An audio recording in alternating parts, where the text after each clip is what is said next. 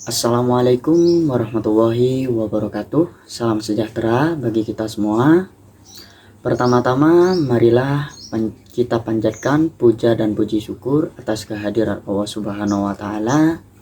Dan tak lupa pula sholawat serta salam selalu kita aturkan kepada baginda Nabi Muhammad SAW, yang mana telah membawa kita dari alam kegelapan menuju alam terang benderang hingga saat ini. Sebelumnya, perkenalkan, nama saya Imam Syafi'i. Saya mahasiswa dari Unipar, Universitas PGRI Argopuro, Fakultas Keguruan dan Ilmu Pendidikan, Prodi Pendidikan Luar Biasa. Di sini saya akan menjelaskan sedikit dampak ketunanetraan terhadap perkembangan orientasi dan mobilitas anak tunanetra. Jadi pengertian tentang orientasi dan mobilitas. Di sini teman-teman, apakah sudah tahu orientasi dan mobilitas anak tunanetra? Jadi di sini saya akan menjelaskan sedikit orientasi dan mobilitas anak tunanetra.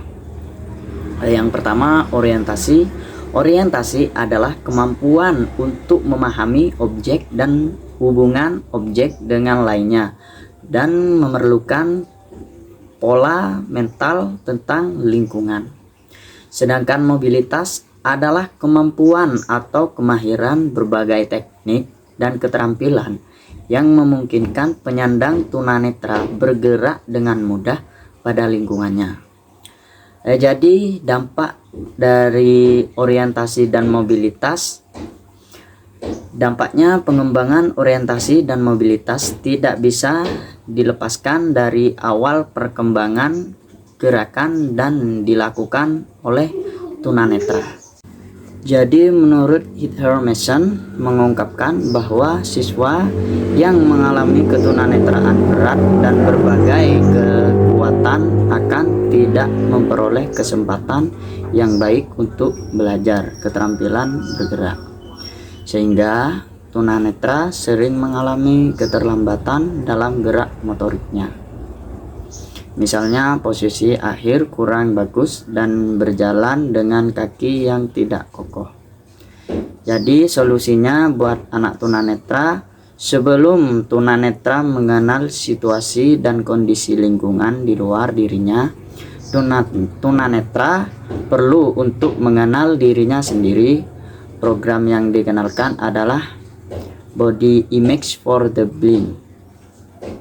Jadi Body Image for the Blind ini adalah pemahaman tentang bidang-bidang tubuh, bagian-bagian tubuh, gerakan tubuh, keseimbangan dan arah. Untuk yang poin A, bidang-bidang tubuh meliputi pengenalan bidang-bidang tubuh, bidang tubuh dengan permukaan luar, permukaan horizontal dan vertikal, dan objek dalam hubungannya dengan bidang tubuh. Dan poin yang B, bagian-bagian tubuh meliputi pengenalan bagian tubuh sederhana, bagian-bagian wajah, bagian tubuh yang kompleks, dan bagian tubuh dan jari. Untuk poin yang C, gerakan tubuh meliputi gerakan badan di tempat, gerakan umum sehubung dengan bidang tubuh, gerakan-gerakan anggota tubuh. Poin yang D, ke samping meliputi sesi tubuh ke samping sehubungan dengan objek dan sisi tubuh kompleks. Untuk poin yang C, arah pada orang lain, kiri dan kanan objek, gerakan objek lain ke samping. Penglihatan sangat berpengaruh terhadap aktivitas kehidupan manusia sehari-hari. Orang yang memiliki kemampuan penglihatan jelas dapat memperoleh informasi lebih banyak dibanding mereka yang mengalami hambatan dalam penglihatan. Pada anak yang sedang belajar, banyak informasi yang sangat diperoleh melalui penglihatan atau visual. Misalnya dalam mempelajari warna, mengamati benda-benda sekitar, mengamati ekspresi wajah orang lain, menulis dan membaca, memahami persepsi, jarak, dan sebagainya. Oleh karena itu, informasi tersebut akan sangat sulit dikuasai oleh anak-anak yang mengalami hambatan penglihatan atau tunanetra. Tidak hanya proses pembelajaran yang terpengaruh, namun terdapat beberapa aspek lain yang juga terpengaruh oleh hambatan penglihatan. Aspek-aspek yang terkena pengaruh dampak hambatan penglihatan tersebut meliputi aspek kognisi, kompetensi sosial, keterampilan sosial, bahasa, serta orientasi dan mobilitas. Apabila anak yang mengalami hambatan penglihatan, maka pengalaman harus diperoleh dengan menggunakan indera-indera yang masih bisa berfungsi, khususnya perabahan dan pendengaran. Akan tetapi, indera-indera tersebut tidak dapat menggantikan fungsi penglihatan dan memperoleh informasi secara cepat dan menyeluruh. Misalnya dalam hal memperoleh informasi tentang ukuran, warna, dan segala hal yang berhubungan dengan ruang, yang mana segala informasi tersebut diperoleh dari indera penglihatan. Tidak seperti halnya penglihatan mengeksplorasi benda dengan perabahan merupakan proses memahami dari bagian-bagian keseluruhan, dan anak tunanetra harus kontak langsung dengan bendanya selama dia mengeksplorasi tersebut. Beberapa benda terlalu jauh, misalnya bintang, bulan, horizon, dan yang terlalu besar, contohnya gunung, awan, dan yang terlalu lembut, misalnya serpihan salju, ataupun membahayakan seperti api, kendaraan yang bergerak, untuk dipahami melalui perabahan. Kemampuan untuk berpindah tempat, mobilitas penglihatan memungkinkan kita untuk bergerak dan leluasa dalam suatu lingkungan. Namun, kebutuhan atau hambatan penglihatan yang parah akan menghambat gerak tersebut. Salah satu keterbatasan anak tunanetra adalah kesulitan berpindah dari satu tempat ke tempat yang lain, sehingga perlu pembelajaran orientasi dan mobilitas. Dengan pembelajaran orientasi dan mobilitas, diharapkan anak tunanetra dapat meningkatkan pengalaman dan keanekaragaman pengalaman, kemampuan berpindah tempat, serta interaksi dengan lingkungannya. Juang Sunanto menjelaskan latihan orientasi dan mobilitas mencangkup latihan sensori, pengembangan konsep, pengembangan motorik, keterampilan orientasi formal, dan keterampilan mobilitas formal. Latihan orientasi dan mobilitas formal untuk siswa tunanetra untuk bergerak dalam suatu lingkungan dengan efisien dan selama meliputi lingkungan rumah, sekolah, maupun masyarakat seperti yang telah dijelaskan oleh Juang Sunanto di atas latihan. Pengembangan konsep dan latihan sensori serta latihan motorik perlu dilatihkan pada anak tunanetra sebelum mereka belajar orientasi dan mobilitas. Penguasaan keterampilan orientasi dan mobilitas yang baik pada anak-anak tunanetra membantu mereka menjadi pejalan yang percaya diri dan mandiri pada saat dewasa, ketika mereka berjalan di era yang sudah mereka kenal maupun belum mereka kenal, melatih anak untuk lebih mandiri dalam melakukan kegiatan sehari-hari.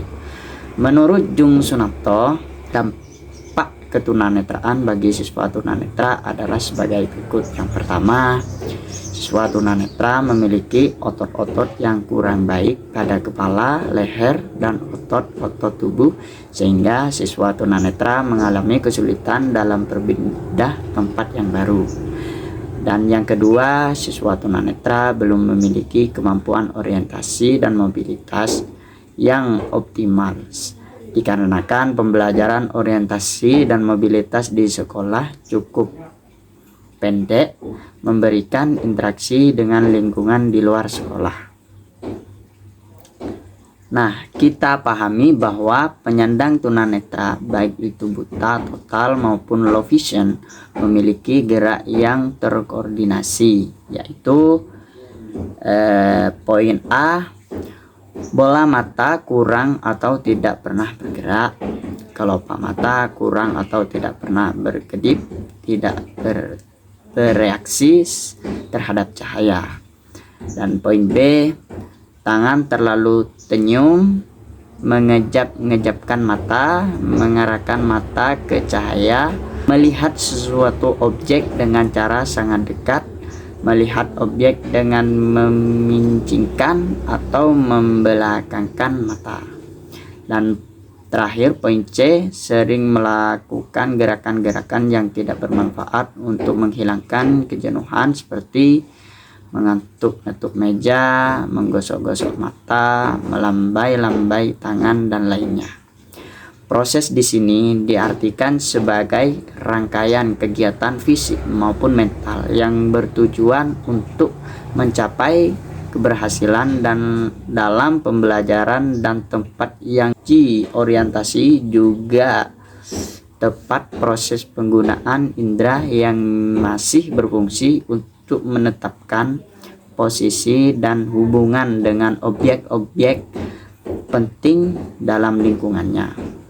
Nah, proses penggunaan indera yang masih berfungsi diartikan sebagai cara penggunaan indera dalam menyalurkan rangsangan informasi sehingga dapat sampai dan diolah oleh otak menjadi suatu informasi yang berguna dalam menetapkan posisi diri. Informasi yang berfungsi artinya itu sesuai dengan apa yang dibutuhkan dan dinerangkan tentang posisi diri seseorang. Yang pertama, prinsip orientasi. Prinsip orientasi sebagaimana dijelaskan bahwa orientasi adalah proses penggunaan indera yang masih berfungsi untuk menetapkan posisi diri dalam hubungannya dengan objek lain di sekitarnya. Untuk menentukan posisi diri dalam hubungan dengan objek lain di sekitarnya, maka ada 3 prinsip orientasi yang diformulasi ke dalam pernyataan pokok, yaitu yang pertama, di manakah saya sekarang berada, terus yang kedua, di manakah objek atau tempat tujuan yang akan saya capai, dan yang ketiga, bagaimana saya dapat sampai atau mencapai tempat tujuan ini. Jadi kegiatan orientasi akan selalu bermuara dari ketiga pertanyaan tersebut. Untuk menjawab pertanyaan orientasi tersebut, di atas muka siswa tunanetra menggunakan inderanya yang masih berfungsi seperti indera pendengaran, perabahan, percakapan, kinestetik. Indera siswa tunanetra yang masih berfungsi menyalurkan rangsangan informasi dari lingkungan ke otak dan otak mengolah menjadi informasi. Jadi informasi hasil olahan otak itulah yang dijadikan dasar bagi siswa tunanetra untuk menjawab tentang di mana dia sekarang berada, di mana objek atau tujuan itu berada, dan bagaimana langkah yang harus dilakukan sehingga bisa sampai objek atau tujuan yang dihendaki. Sedangkan untuk tunanetra total menggunakan indera non-visualnya secara penuh karena sudah tidak memiliki sisa penglihatan. Jadi tujuan orientasi, prinsip orientasi diformulasikan dalam 3 pertanyaan dasar. Pertanyaan dasar tersebut mencakup posisi dirinya, posisi tujuannya, dan cara mencapai posisi tujuan. Ketiga pertanyaan tersebut mencerminkan tujuan dari orientasi, yaitu mengetahui posisi dirinya, mengetahui posisi tujuan dan objek di sekitarnya, dan Yang ketiga, mengetahui cara bagaimana untuk mencapai tujuan dari objek tersebut. Yang pertama, mengetahui posisi dirinya. Tanpa orientasi yang baik, seorang tunanetra dapat bergerak akan menjauh dari sasaran, tidak efektif, dan juga berpengaruh negatif terhadap fisik dan psikisnya. Pengaruh negatif terhadap fisik disebabkan oleh tidak tahunya posisi dirinya di lingkungan sehingga ia merasa tidak bebas dalam bergerak. Ketidakbebasan bergerak menyebabkan sikap tubuh dan gaya jalan yang tidak wajar seperti kaki diseret, kepala tunduk, dada membungkuk, dan sebagainya. Ketidaktahuan akan posisi dirinya di lingkungan menimbulkan ketegangan pada diri seorang tunanetra. Selanjutnya, ketegangan ini merupakan beban psikologi dan disebabkan terganggunya proses berpikir yang realistis baik pada dirinya dan lingkungannya. Terus yang kedua, mengetahui posisi tujuan dan objek di sekitarnya. Sering ditemukan seorang tunanetra yang mempunyai kecurigaan yang tidak dibandingkan orang awas atau orang normal. Hal ini disebabkan karena ketika tahuan posisi dirinya di lingkungan serta ketidaktahuan reaksi lingkungan terhadap dirinya. Misalnya, seorang tunanetra yang berkomunikasi dengan orang lain, dia tidak bisa menangkap reaksi yang dilakukan oleh gerakan tubuh seperti gerak wajah atau mimik seperti berbicara atau situasi di sekitar kejadian.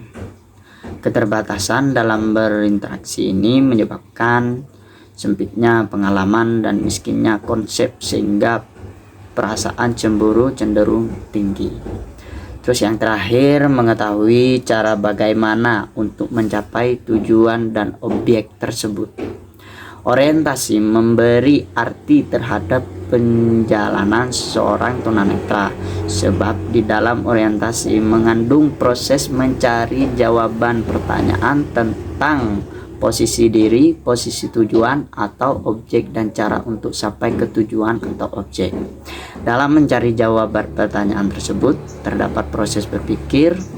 Proses kognitif sebelumnya adalah suatu lingkaran proses yang terangkai dan di dalamnya terdiri dari ilmu proses. Kalimat proses itu adalah proses persepsi, proses analisa, proses seleksi, proses rencana, dan proses pelaksanaan. Rangkaian proses kognitif itu digunakan oleh seorang tunanetra dalam mewujudkan keterampilan orientasinya. Yang ketiga, mobilitas.